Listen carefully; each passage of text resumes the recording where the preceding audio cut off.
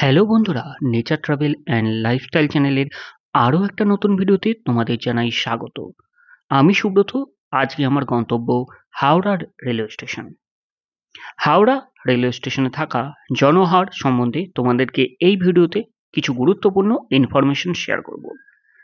তোমরা যারা দূরপাল্লার মেল এক্সপ্রেস ট্রেন ধরার উদ্দেশ্যে হাওড়া স্টেশনে আসো, অনেকের ক্ষেত্রে সকালের ব্রেকফাস্ট, লাঞ্চ আর ডিনারের জন্য তোমরা ভাবো হাওড়া স্টেশনে কোথায় খেলে তোমাদের সুবিধে হবে।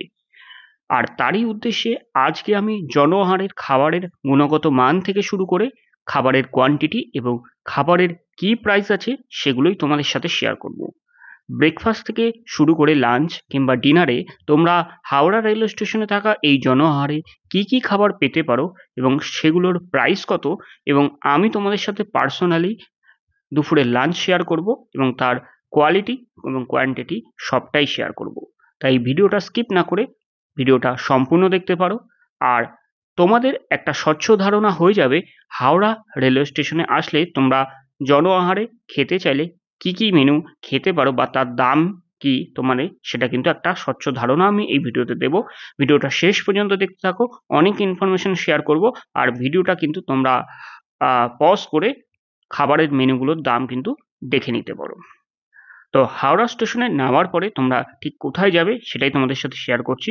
ঠিক এখন আমি আছি হাওড়া রেলওয়ে স্টেশনের জনআহার, যেখানে 10-11 নম্বর প্ল্যাটফর্মের ঠিক সোজাসুজি এই হচ্ছে জনআহার, যেখানে ফুড প্লাজা রয়েছে, মিও আমার রয়েছে, তার ঠিক পাশেই কিন্তু জনআহার রয়েছে। তো চলো জনআহারের সামনে তোমাদেরকে নিয়ে যাই। 8-9 নম্বর প্ল্যাটফর্মের মাঝের যে রাস্তাটা আছে সেই রাস্তাটা ক্রস করে তোমাদেরকে ঠিক 10 এবং 11 নম্বর প্ল্যাটফর্মের দিকে চলে যেতে হবে, এবং ঠিক কর্নারে তোমরা দেখতে পাবে যেখানে হাওড়া রেল স্টেশনের এক্সিকিউটিভ ওয়েটিং লঞ্চ রয়েছে, তার ঠিক ডান দিকে রয়েছে জনআহার এবং তার জনআহারের বাঁ দিকে রয়েছে ফুড প্লাজা। তো ফুড প্লাজা এবং জনআহার কিন্তু পাশাপাশি রয়েছে, আর এই জনআহারের মেনুগুলো তোমাদের সাথে আমি শেয়ার করব। আর আমি এখন আছি জনআহারের ঠিক বাইরে।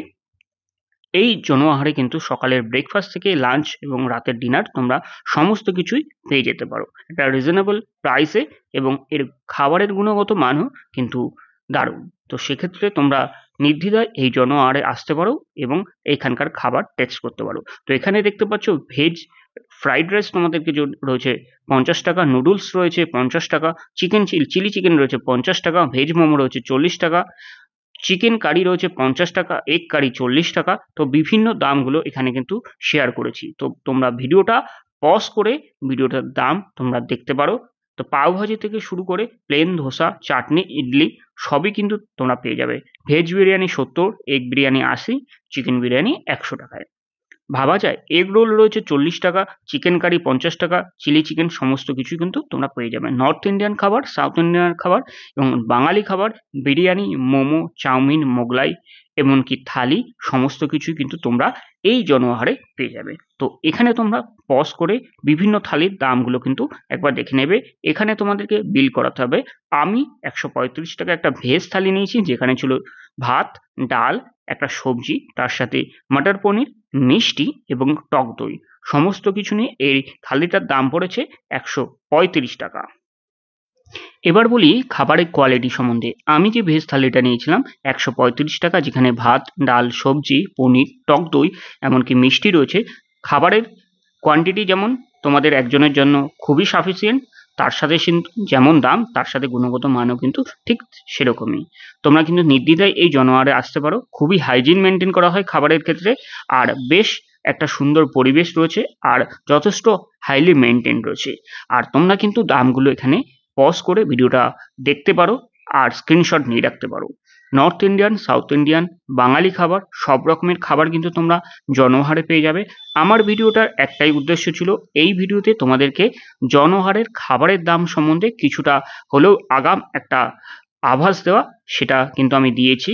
আরও কিছু ইনফরমেশন জানার থাকলে অবশ্যই কমেন্ট বক্সে কমেন্ট করো।